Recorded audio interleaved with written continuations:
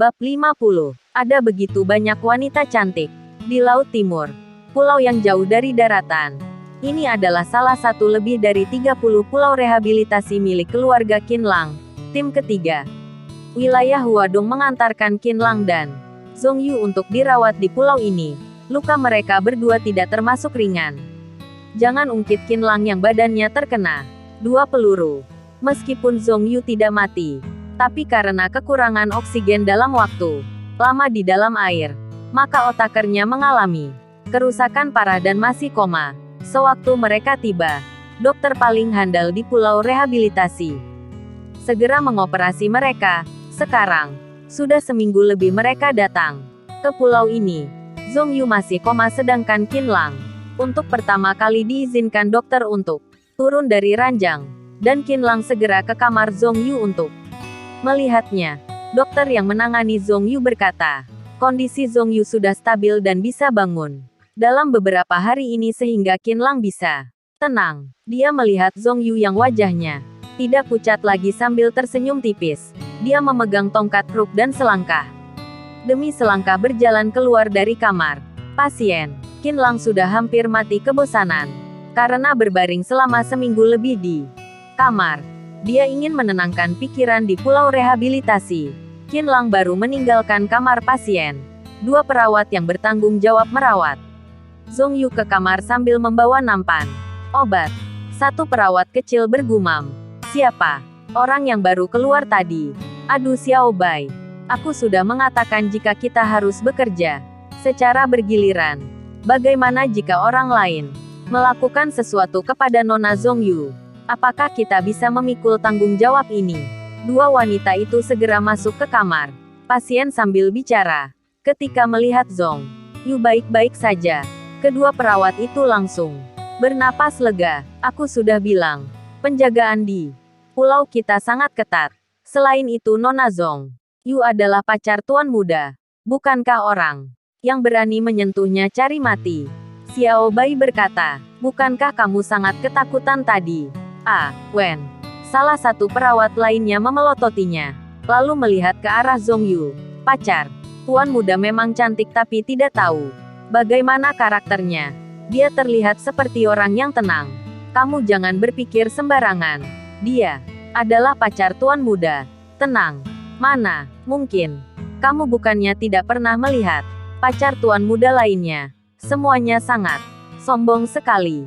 Xiao Bai berkata dengan tidak setuju. "Katakan saja kelompok wanita yang dibawa tuan muda ke-8. Coba katakan, mana yang mudah dilayani? Setiap hari hanya tahu berdandan, menjaga bentuk tubuh, menggoda. Tuan muda ke-8. Kamu lihat saja tampang mereka. Mana ada yang seperti wanita baik?" Xiao Bai bergumam dan terlihat penuh cemburu. "Benar juga." Wen mengangguk. "Xiao Bai, kenapa aku merasa rasa cemburumu besar sekali? Apakah kamu juga ingin menggoda tuan muda ke-8? Aku mana cemburu." Mata Xiao Bai terlihat bersinar dan berkata. Dia melihat Wen masih menertawainya. Otomatis Xiao Bai juga tidak bisa menahan tawanya. "Aku tidak percaya. Kamu tidak ingin menggoda tuan muda ke-8. Katakan, kamu ingin tidak?" Kedua perawat bermain dengan senang. Pada saat ini, kelopak mata Zhongyu bergerak, dan perlahan-lahan membuka matanya. Mata Zhongyu sedikit bergerak sambil melihat sekeliling. Dinding yang putih, jendela yang besar, meja yang bersih dan di atasnya ada buah-buahan serta bunga. Di mana ini? Zhongyu yang sudah koma seminggu lebih, masih sangat sadar sekarang tapi tidak terpikir di mana ini. Melihat Zhongyu bangun, kedua perawat sangat senang dan mereka tersenyum melihat Zhongyu. Zhongyu melihat kedua perawat dan tanpa sadar Zhongyu kaget. Ini adalah rumah sakit. Rumah sakit yang pernah dia tempati dulu. Biaya rumah sakit sangat mahal dan dia tidak sanggup membayarnya. Zhongyu ingin berdiri dan segera keluar dari rumah sakit. Biaya yang dikeluarkan juga akan menjadi sedikit jika dia segera keluar. Hanya saja badan Zhongyu sangat lemah saat ini. Dia baru bangun tapi jatuh lagi. "Nona Zhongyu, Anda berbaring dan jangan bergerak." Melihat Zhongyu bergerak, 2 Perawat itu terkejut. Jika mereka tidak merawat Zhong Yu dengan baik, maka pihak atasan akan menghukum mereka. Mohon kalian urus prosedur. Keluar rumah sakit untukku. Aku mau keluar dari rumah sakit. Zhong Yu berkata sambil melihat kedua perawat itu. Lukamu masih belum sembuh dan masih tidak bisa keluar sekarang. Xiao Bai berkata dengan serius. Aku tetap harus keluar meskipun belum sembuh karena tidak punya uang. Rumah sakit kalian begitu mewah. Pasti mahal. Kalian juga. Biasanya, rumah sakit akan menerima uang muka dulu sebelum memberikan penanganan. Sudah berapa hari aku di sini? Kalian tenang saja. Meskipun aku sekarang tidak punya uang tapi aku bisa bekerja dan membayarnya. Zhong Yu berkata. Kedua perawat itu tertegun. Nona Zhong Yu, apa yang Anda katakan? Anda adalah pacar tuan muda dan tinggal di rumah sakit milik keluarga. Kenapa harus bayar? Anda mau memberikan uang tips kepada kami? Tidak bisa. Jika tertangkap, kami akan dihukum berat. Awen menjelaskan dengan serius kepada Zhong Yu, tuan muda, keluarga. Pada saat ini Zhong Yu tercengang. Dia bertanya dengan hati-hati kepada kedua perawat itu. Tuan muda kalian adalah Tuan muda Qin Lang, pacar Anda. Apakah kamu sudah lupa? Kedua perawat bertanya bersamaan.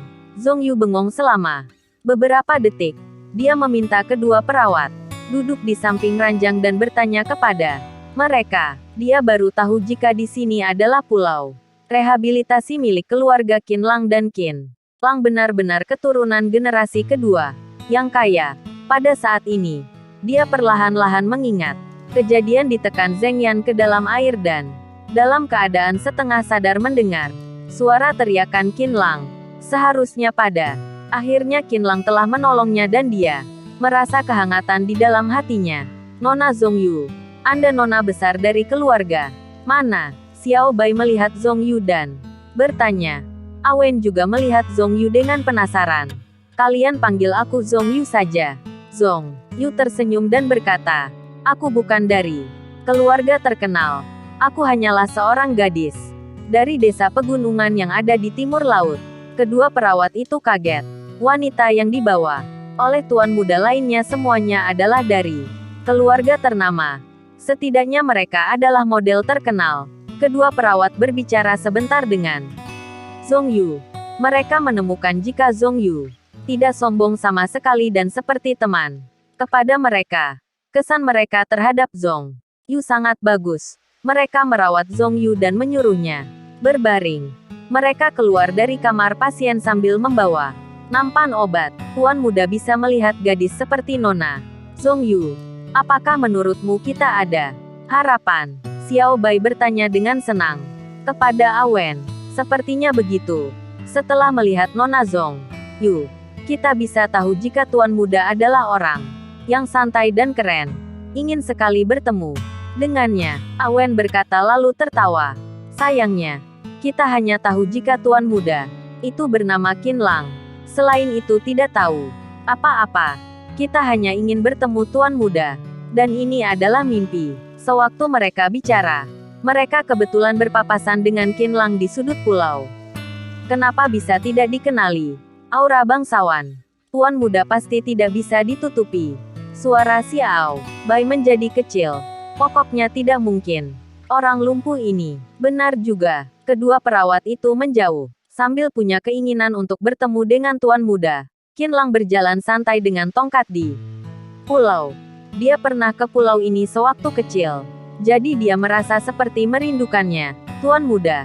Seorang pria parubaya melihat Qin Lang dan segera menghampiri Qin Lang. Sambil menunduk.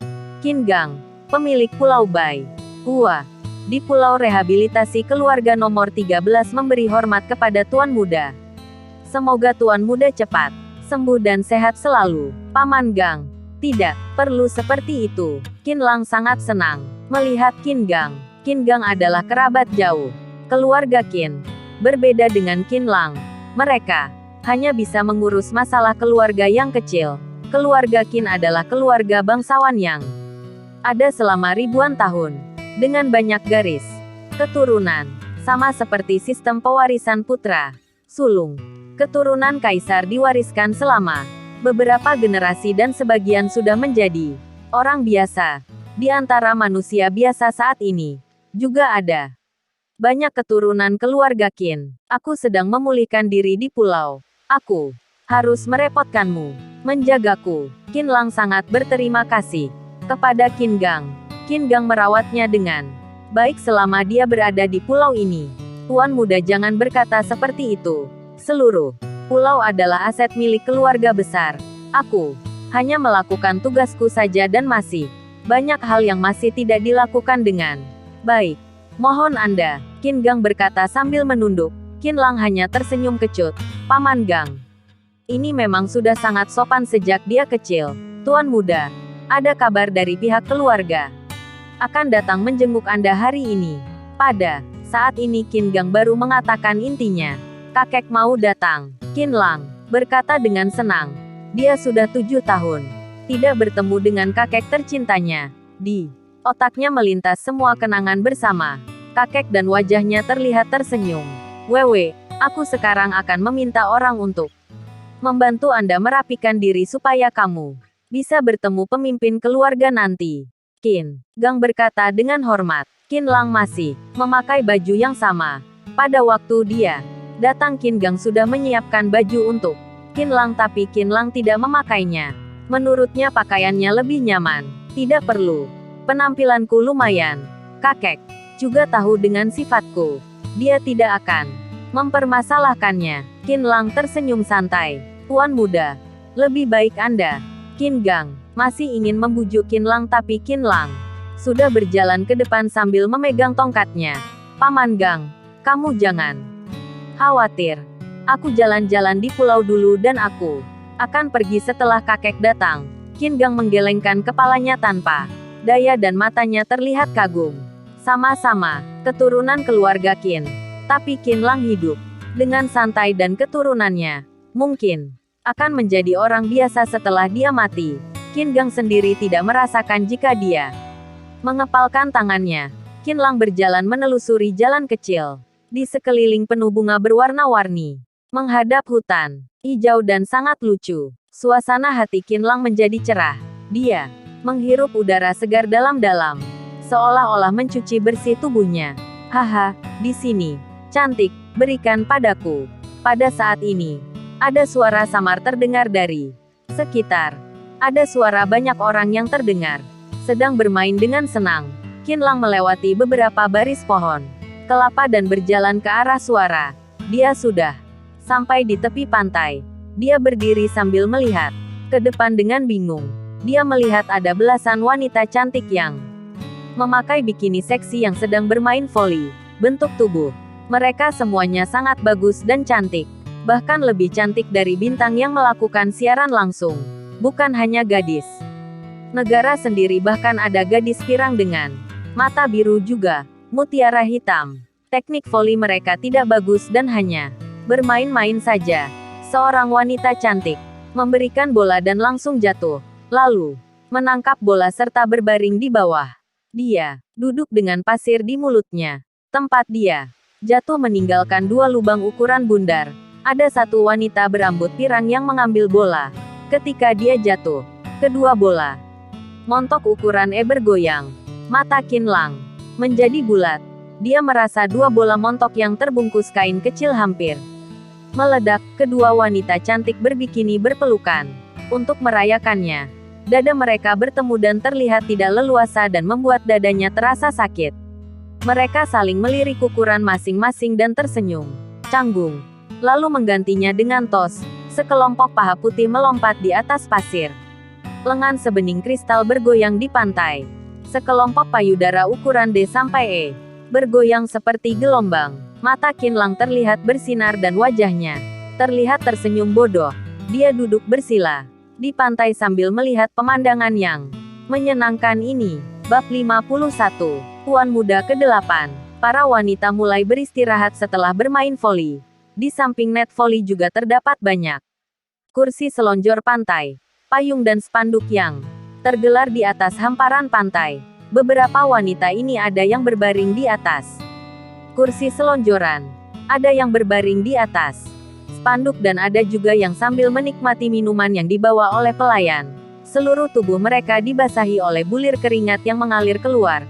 Di bawah cahaya matahari yang memantulkan cahaya keemasan. Ini membuat tubuh mereka tampak indah dan belahan dada itu sungguh mempesona. Kapan kalian terakhir kali menerima telepon dari Tuan Muda ke-8? Tanya seorang wanita cantik yang sedang menikmati jus lemonnya kepada para wanita lain. Aku kemarin. Lalu tiba-tiba ada sebuah helikopter yang menjemput dan membawaku ke sini. Aku kemarin lusa. Aku juga kemarin. Beberapa wanita cantik ini baru mendapatkan pemberitahuan 2 hari terakhir. Kemudian, langsung dijemput oleh helikopter dan dibawa ke sebuah pulau kecil. Belasan dari kita semua ini adalah kekasih dari Tuan Muda ke-8. Aku pikir Tuan Muda ke-8 hanya memiliki aku seorang, ucap salah seorang wanita cantik. Dengan gagap, bagaimana mungkin?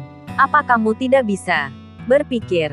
Dalam setahun ini berapa hari Tuan Muda ke-8 bisa menemanimu? Lagi pula, aku hanya bisa bertemu dengan Tuan Muda ke-8 selama 2 hari saja. Aku sehari. Aku lebih baik. Tuan Muda menemaniku selama 2,5 hari. Aku baru setengah hari saja. Setelah para wanita selesai mengungkapkan semuanya, paling lama dari mereka hanya mendapatkan waktu 3 hari saja dan jika dijumlahkan keseluruhannya, tidak sampai 2 bulan dari total waktu yang dihabiskan. Lalu dengan siapa Tuan Muda ke-8 menghabiskan harinya dengan waktu yang tersisa itu? Para wanita mulai kecewa setelah memikirkan pertanyaan ini. Bisnis Tuan Muda ke-8 begitu besar. Aku rela bersamanya meskipun harus menjadi selir yang ke-3000. Benar, aku juga. Qinlang tiba-tiba mengangguk. Ternyata para wanita ini dibawa oleh adik ke-8-nya. Sudah 7 tahun dirinya tidak bertemu dengan adik ke-8-nya. Dia juga sedikit merindukannya. Bahkan di dalam benak Qinlang saat ini juga terlintas kenangan bersama adik ke-8-nya saat-saat dulu. Bukankah Tuan Muda ke-8 berkata bahwa hari ini dia akan mengunjungi kita? Apa kalian ada yang tahu mengapa Tuan Muda ke-8 mengumpulkan kita semua? Salah. Seorang wanita sangat penasaran memandangi yang lainnya. Atau jangan-jangan rasa ketertarikan Tuan Muda ke-8 muncul dan dia ingin kita, para wanita cantik ini bermain bersama dengannya. Salah seorang wanita berkata kepada yang lain, sambil mengangkat alisnya, menghadapi respon jelek dari yang lainnya. Dia pun berkata dengan ekspresi cemberut, "Aku cuma bercanda saja." Sepertinya kakak tertua Tuan Muda ke-8 terluka dan lukanya cukup serius. Mungkin Tuan Muda ke-8 ingin menghabiskan harinya dalam jangka waktu tertentu di pulau ini dan meminta kita untuk menemaninya. Secara bergilir, ucap seorang wanita dengan serius. Para wanita langsung terkejut setelah selesai mendengarkannya. Kakak tertua Tuan Muda ke-8. Mereka mulai bersemangat. Ternyata ke sini untuk menjenguk kakak tertua Tuan Muda ke-8. Apakah tampang wajah kakaknya akan setampan seperti Tuan Muda ke-8? Jika Tuan Muda ke-8 tidak tertarik denganku, dengan kakaknya juga aku mau. Aku jadi ingin sekali bertemu dengan kakak. Nih jika Tuan Muda ke-8 dan kakaknya tertarik denganku, mungkin aku akan gila. Aku akan menikahi mereka berdua secara bersamaan. Menemani mereka secara bergantian. Tuan Muda besar, biarkan aku menindasmu. Salah seorang wanita memeluk wanita lainnya yang ada di samping, lalu menganggap dia sebagai Tuan Muda besar dan menekannya dalam kelembutan. Melihat adegan ini, Qinlang hampir saja emosi. Dia menepuk-nepuk dadanya sendiri dan menenangkan hatinya. Para wanita ini sungguh sangat terbuka dari perkataan mereka, seperti telah bersiap untuk melumpuhkan dirinya. Suara dehamannya juga telah mencuri perhatian para wanita cantik ini. Baru saja mereka sedang membicarakan 2 tuan muda, tapi mereka tidak sadar bahwa ada seorang pria mesum yang berdiri tak jauh dari sana. Beberapa wanita itu mulai menjerit histeris. "Kamu siapa? Pergi! Singkirkan matamu! Dasar tidak tahu malu! Mesum! Fuck you!" Seorang wanita berambut pirang marah dan memberikan jari tengahnya kepada Qinlang. Si mutiara hitam juga berjalan hingga ke hadapan Qinlang dan memperlihatkan dua baris gigi putihnya. Lalu merngoceh padanya dan bahkan meludahinya. Qinlang tetap tidak melontarkan sepatah katanya. Dia sangat tercengang dengan reaksi para wanita ini dan membuatnya tidak bisa berkutik. Barusan kalian masih mengatakan bahwa kalian akan melumpuhkanku. Dasar bajingan. Pergi kamu. Jangan sampai kami melihatmu lagi. Baiklah. Qinlang masih tidak ingin memberikan penjelasan kepada sekelompok wanita cantik ini. Bagaimana kalau mereka sampai tahu bahwa dia adalah tuan muda besar? Maka lusinan wanita montok ini tidak akan mudah dilumpuhkan. Mungkin kepalanya akan pecah. Qinlang menggelengkan kepalanya, lalu berbalik badan sambil membawa kruknya. Pada saat ini, sesosok wanita cantik melewatinya. Aroma tubuhnya yang harum membuat Qinlang terbius. Sangat cantik, sangat harum, putih dan besar. Para wanita yang ada di pinggir pantai itu saja sudah cukup menggoda. Tapi wanita satu ini juga tidak kalah menggoda. Tangan Qinlang tak lagi bertenaga dan kruknya pun jatuh begitu saja. Pandangan wanita ini juga melihat Qinlang yang tengah terteguran padanya.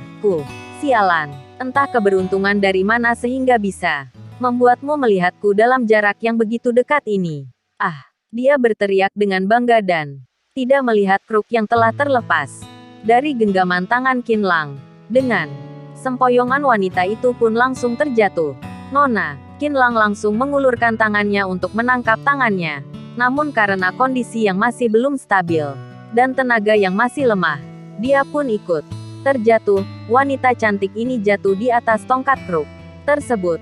Hal ini membuat pinggangnya kesakitan dan masih belum hilang rasa sakitnya. Qinlang malah jatuh menimpa dirinya. Wanita itu menjerit seolah-olah pinggangnya telah patah. Dengan tanpa sadar Qinlang telah jatuh di atas gumpalan empuk. Apa ini?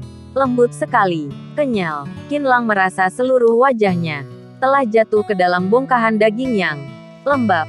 Bahkan dia juga merasa sedikit kesusahan untuk bernapas. Qinlang segera mengangkat wajahnya. Dia tercengang dan baru menyadari bahwa wajahnya tadi telah jatuh ke dalam payudara montok wanita tersebut dan pada saat ini kedua tangannya masih bertumpu di atasnya. Wanita itu merasa pinggangnya tak lagi sakit. Tapi dia merasa bahwa ada sesuatu di atas payudaranya. Dan setelah dilihat dengan saksama, dia melihat tangan Qinlang sedang berada di atas payudaranya. Selain itu pada saat ini, Qinlang bahkan duduk di atas tubuhnya. Situasi saat ini terlihat sangat parah. Bajingan, wanita itu memaki. Lalu sebuah tamparan menyambar ke wajah Qinlang. Tubuhnya yang terguncang membuat Qinlang tersadar. Lalu wanita itu segera berdiri dan merapikan pakaiannya. Dia merasa sangat jijik, telah ditimpa oleh Qinlang. Apa kamu tahu siapa aku? Manusia tengik. Aku, ini kekasih tuan muda ke-8. Kamu telah membuat masalah besar. Wanita cantik itu berteriak ke arah Qinlang. Para wanita lain juga segera mendekat dan mengkhawatirkan wanita tersebut. Dari percakapan mereka, terdengar bahwa wanita ini bernama Tian Fei. Dia adalah salah satu wanita yang paling disukai tuan muda ke-8 dari sekian banyak kekasihnya dan para wanita lainnya menganggap dia sebagai ketua. Kamu tunggu saja. Kamu telah menyentuhku. Dan aku akan membuatmu untuk membayar 10 kali lipat dari yang kamu perbuat. Sepertinya, kamu sudah tidak menginginkan kedua tanganmu ini. Tian Fei sangat marah dan menyilangkan kedua tangannya di depan dadanya, membuat payudaranya berdiri dengan tegak. Benar, manusia tengik ini benar-benar tidak tahu malu. Apa Tian Fei orang yang bisa kamu sentuh? Bukankah kamu cari mati ini namanya? Barusan manusia ini juga mengintip kami. Menurutku mungkin kita harus mencongkel kedua matanya itu. Bagaimana mungkin hanya mencongkel kedua matanya? Potong saja barangnya itu. Aku penasaran apa dia masih berani melakukan tindakan mesum seperti ini lagi atau tidak. Para wanita dengan antusias memberikan pendapat kepada Tian Fei. Baiklah, sekarang juga aku akan menelepon orang yang bertanggung jawab atas kita semua di pulau ini. Mari kita sama-sama menyampaikan keluhan atas pria bajingan ini. Aku tidak percaya kalau keluhan dari kita semua ini tidak dihiraukan oleh mereka. Tian Fei berkata dengan penuh semangat kepada wanita lainnya. Melihat semua merespon dengan baik, dia pun tersenyum sinis ke arah Qin Lang, lalu mendengus. Kamu tunggu saja untuk dikebiri. Setelah mereka menjadi kekasih dari Tuan Muda ke-8, mereka sama sekali tidak takut akan segala hal, apalagi dengan Qin Lang, yang berpenampilan seperti salah seorang pekerja di pulau ini. Saat ini mereka, dengan identitas sebagai kekasih dari Tuan Muda ke-8, maka suatu saat nanti, mungkin akan menjadi pemilik dari pulau ini. Dirimu yang hanya seorang pekerja rendahan, berani sekali mengintipku. Qin Lang mengambil tongkat kruknya, lalu melirik para wanita yang sedang menatapnya dengan tajam. Awalnya dia sudah berniat untuk melupakan kejadian ini. Bahkan dia juga merasa bersalah kepada Tian Fei. Namun, sekelompok wanita ini tidak memberikan kesempatan baginya untuk menjelaskan. Mereka bahkan dengan kejam ingin mencongkel matanya serta mengkebirinya. Betapa besar dendam dan kemarahan sehingga membuat para wanita itu begitu membencinya. Karena kalian ingin membuat perhitungan denganku, maka kita lihat saja apa kalian mempunyai kemampuan itu atau tidak. Tian Fei mengeluarkan ponselnya, lalu menelepon penanggung jawab mereka. Dia menatap Qin Lang dengan senyum tajam. Para sayangku, suami kalian sudah datang. Pada saat ini, di belakang orang-orang ini, terdengar suara seorang pemuda. Begitu mendengar suara ini, sekelompok wanita yang tadinya sedang marah kini mendadak berubah menjadi ceria. Mereka sangat bersemangat dan langsung menoleh. Senyum manis menghiasi wajah mereka. Tuan Muda ke-8, para wanita cantik ini menjerit bahagia, seperti telah mendapatkan hadiah 1 miliar yuan. Mereka tidak lagi mempedulikan Qin Lang. Semua orang mulai mengayunkan sepasang kaki putih bak salju dan mendekatinya. Seketika di sekeliling Qin Lang menjadi sepi. Lalu Qin Lang memandang ke arah Tuan Muda ke-8. Dia hanya melihat Tuan Muda ke-8 mengenakan kacamata hitam, kemeja dan celana pendek dengan motif bunga, serta sepasang bakyak di kakinya. Awalnya dia merentangkan kedua tangannya untuk menyambut belasan kekasihnya tersebut. Tapi, begitu dia melihat sepasang bola berukuran D dan E yang sedang naik turun berlari ke arahnya. Gila, Tuan Muda ke-8 juga menyusut. Dari gayanya yang ingin pelukan, menjadi penolakan. Dan pada saat ini, dia telah dikelilingi oleh belasan wanita cantik. Para wanita ini mengapitnya di tengah-tengah dan seketika membuatnya terengah-engah. Lalu, para kekasihnya menciumnya dengan membabi buta. Sudah, Tuan Muda ke-8 membiarkan sejenak mereka untuk menciumnya dengan ganas dan seketika wajahnya tertutup oleh bekas lipstik. Pada saat ini, di tengah kerumunan orang-orang, Tian Fei mendeham. Begitu mendengar suara tersebut, para wanita lainnya segera memberikan jalan padanya. Tetap Tian Fei yang paling sopan. Coba kalian lihat, kalian itu seperti korban kelaparan, kata Tuan Muda ke-8 menatap Tian Fei dan menyeka air liurnya yang tersisa di wajahnya. Tian Fei berjalan dengan malu-malu ke hadapan Tuan Muda ke-8, mendongak ke arahnya. Lalu kedua tangannya mulai membelai dadanya dengan perlahan dan kemudian menciumnya dengan ganas. Kira-kira sekitar setengah menit, ciuman itu berlangsung. Tian Fei yang baru saja memoles bibirnya dengan lipstik, kini telah pudar sepenuhnya dan beralih ke bibir Tuan Muda ke-8. Tuan Muda ke-8 juga tidak bisa berkata apa-apa. Sial, baru saja aku memujimu, tapi ciumanmu malah paling ganas dari yang lain. Muda ke-8, akhirnya kamu datang juga. Barusan ada manusia tengik yang melecehkan aku, ucap Tian Fei seraya terisak. Lalu, menoleh ke arah Qin Lang yang berdiri tak jauh dari sana. Kemudian menopang kedua buah dadanya yang montok. Itu dia telah meletakkan kedua tangannya di sini. Tuan Muda ke-8, kamu harus membalaskan dendamku. Tuan, iya benar.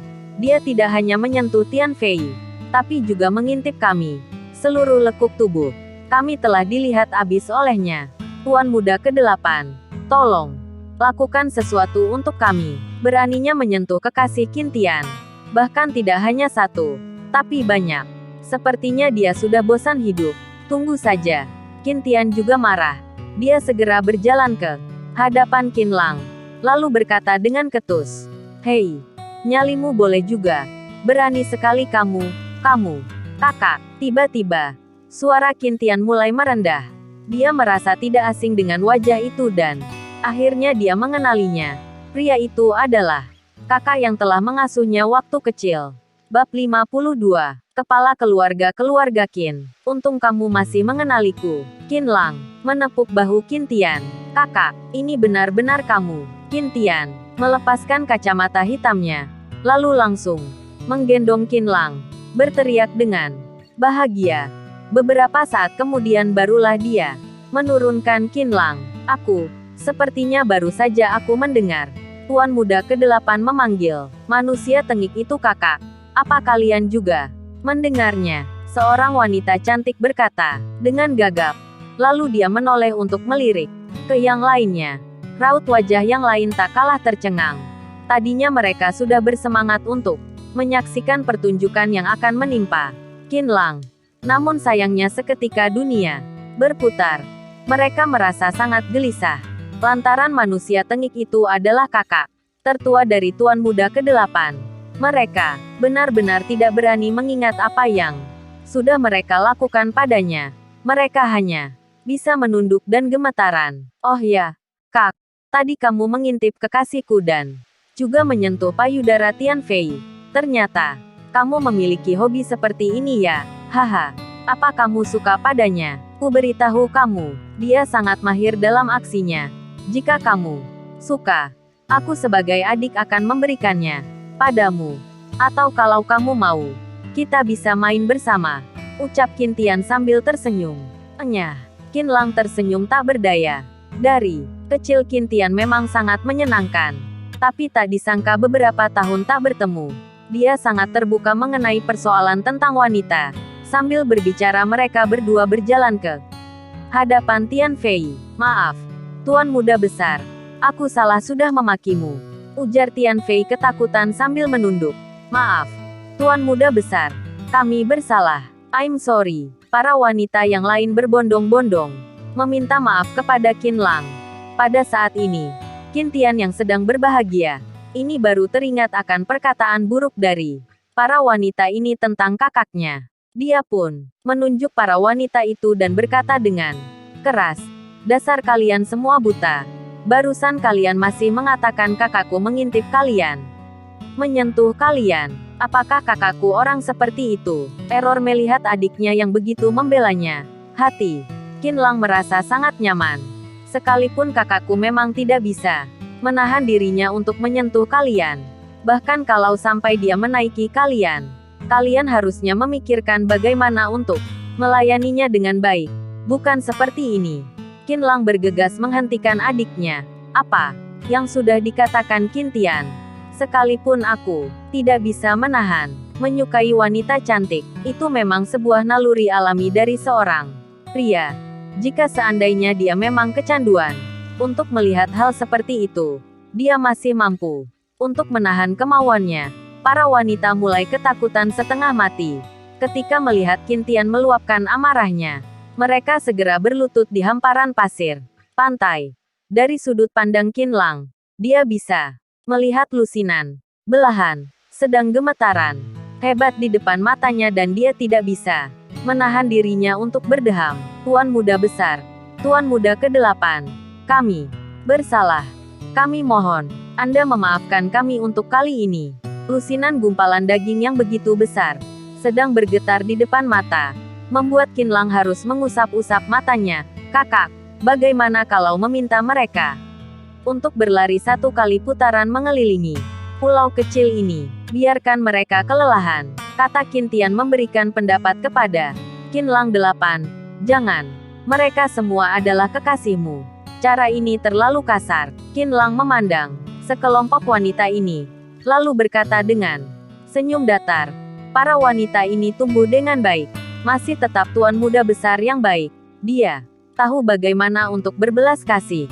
Dia mengatakan bahwa kami tumbuh dengan baik. Bukankah ini berarti dia sedang memuji postur tubuh kami? Bagaimanapun juga tuan muda besar. Ini adalah seorang pria. Pikiran apa lagi yang terlintas di benaknya jika sudah melihat para wanita seksi seperti kami memikirkan hal ini? Semua wanita cantik ini mulai menonjolkan payudara mereka. Kalian semua pasti tidak asing dengan produk yang ada di atas ranjang, bukan? Qin Lang melontarkan sebuah pertanyaan kepada para wanita. Produk ranjang. Tuan muda besar sungguh nakal. Dia merasa malu untuk berterus terang dengan kami dan hanya berani melontarkan produk ranjang. Dia memberikan kami isyarat. Bukankah yang dimaksud itu adalah olahraga di atas ranjang? Tidak mungkin semudah itu.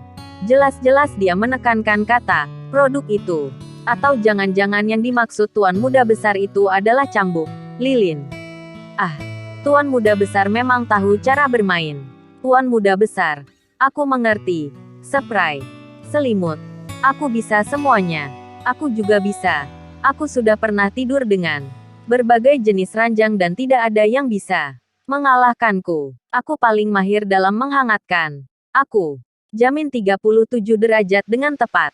Saat mereka berkata, mereka bahkan dengan sengaja menggigit bibirnya dan bermain mata dengan Qin Lang. Jika mereka bisa tidur seranjang dengan tuan muda besar, maka mereka akan merasa nyaman dalam seumur hidupnya. Bagus. Qin Lang mengangguk dengan puas. Lalu melihat ke arah Qin Tian. Apa kamu masih ingat ada berapa kamar di area yang secara khusus kita dedikasikan untuk para pekerja di pulau ini? Tentu. Total pekerja yang ada di pulau ini ada 1.000 lebih dan mereka memiliki tempat tinggal khusus dan mereka semua adalah pekerja lama. Oleh karena itu anak mereka juga tinggal di sana. Qin Lang mengangguk. Lalu memandang ke arah para wanita cantik. Kalian semua pergi ke sana. Lalu, lepaskan semua spraynya dan selimut. Kemudian cuci dengan tangan. Diperkirakan di sana ada 7, tidak sampai 80 anak-anak yang masih berumur 2 tahun. Ibunya tidak sempat untuk memberikan susu. Karena kalian semua kelebihan nutrisi, maka tolong menyusui mereka. Apa? Para wanita cantik itu sangat terkejut. Bukan meminta kami untuk menemani Anda, tapi malah meminta kami untuk mencuci spray para pekerja dan masih harus menyusui anak. Tanpa sadar mereka menunduk ke arah payudara mereka yang montok. Mereka merasa sangat tertekan. Diakui memang kalau payudara mereka sangat besar, tapi ini tidak digunakan untuk menyusui anak. Apakah Anda sungguh tidak tertarik dengan payudara yang begitu montok ini? Maxi pun tidak tertarik. Bukankah terlalu disia-siakan jika ini digunakan untuk menyusui anak? Kenapa? Apa kalian keberatan dengan perkataan kakakku? Tanya Qin Tian kepada para wanita cantik tersebut. Tentu saja para wanita cantik itu sangat keberatan. Hanya saja mereka tidak berani mengungkapkannya. Mereka hanya bisa tersenyum dengan canggung sambil menggelengkan kepalanya kepada Qin Tian. Kemudian berdiri dengan enggan dan berjalan ke sana. Hebat. Qin Tian mengacungkan ibu jari kepada Qin Lang. Cara seperti ini hanya bisa terpikirkan oleh kakak. Bagus juga untuk meminta mereka bekerja sedikit. Hebat apanya? Oh iya. Apa pihak keluarga tidak memintamu untuk masuk dalam uji pelatihan kemiskinan? Sejak 7 tahun lalu Qin Lang menerima ujian tersebut dan dia tidak mendapatkan kabar dari keluarga. Tidak. Aku juga tidak ingin menjadi kepala keluarga. Kelak jika kakak telah menjadi kepala keluarga, kakak harus menjagaku dengan baik. Ucap Qin Tian sambil tersenyum tanpa merasa sungkan. Qin Lang menghelakan napas dalam hatinya. Adiknya yang satu ini masih tidak berubah. Hanya tahu bermain dan tidak memikirkan apapun. Kakak, aku dengar dari Paman Gang bahwa kamu membawa kekasihmu ke sini. Bawa aku untuk bertemu dengan kakak ipar, ucap Qin Tian sambil menarik tangannya. Boleh juga. Baru saja Qin Lang hendak mengajak Qin Tian untuk bertemu dengan Zhong Yu.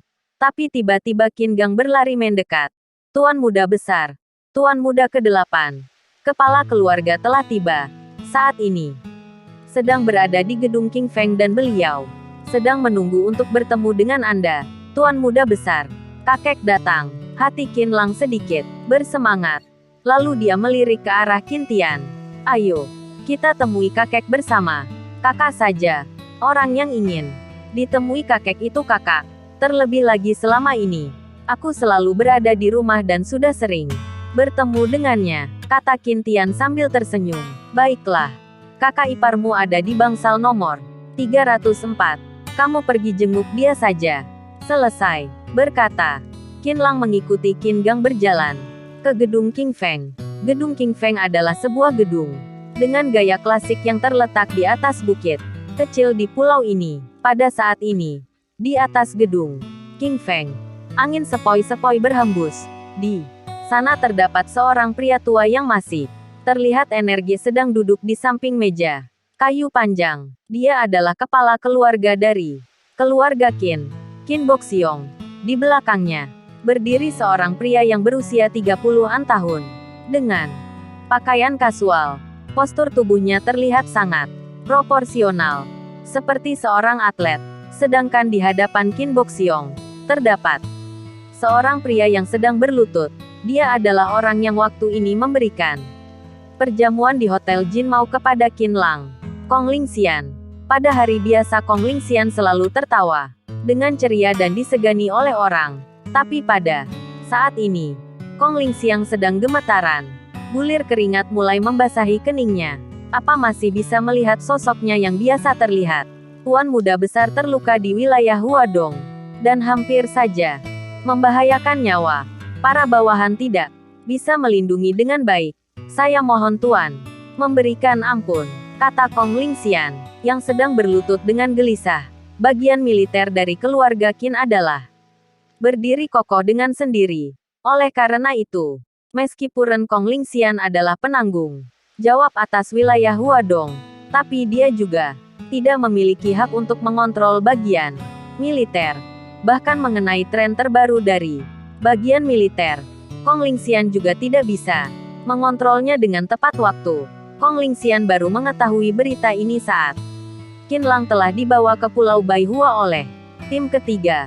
Karena alasan ini, banyak orang dari keluarga Qin yang mendakwa Kong Lingxian dan kedatangan Qin Boxiong ke pulau ini untuk menjenguk Qin Lang, juga sekaligus untuk mengurusi masalah yang menyangkut Kong Lingxian. Lingxian, sebenarnya masalah ini tidak ada hubungannya denganmu.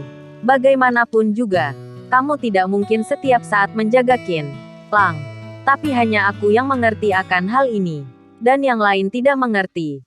Bahkan jika ada yang mengerti, mereka juga berpura-pura untuk tidak mengerti. Tiba-tiba Qin Boxiong merasa dirinya terlalu banyak berkata. Lalu terdiam. Hanya seorang kepala rumah keluarga Qin. Qin Boxiong yang tahu betapa sulitnya untuk mengontrol keluarga besar, berbagai kelompok dalam satu keluarga ini saling mengeluarkan kekuatan untuk menyeimbangkan.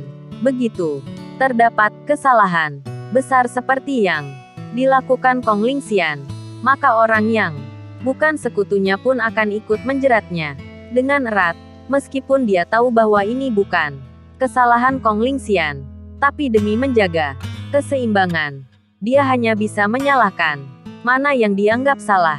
Karena Tuan Muda Besar hampir saja mengalami kecelakaan, maka harus ada satu orang yang keluar untuk menanggungnya.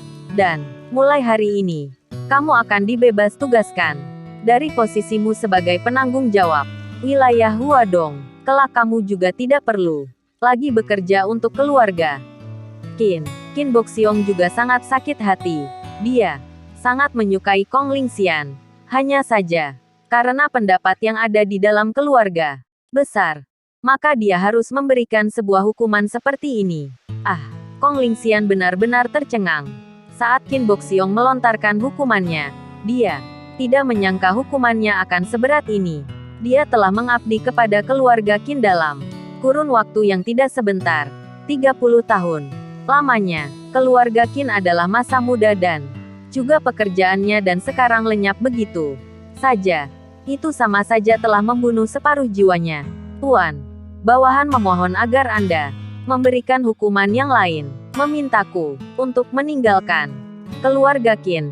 Itu lebih menyiksaku daripada membunuhku. Kong Lingxian bersujud dengan panik. Sebuah takdir yang telah ditetapkan.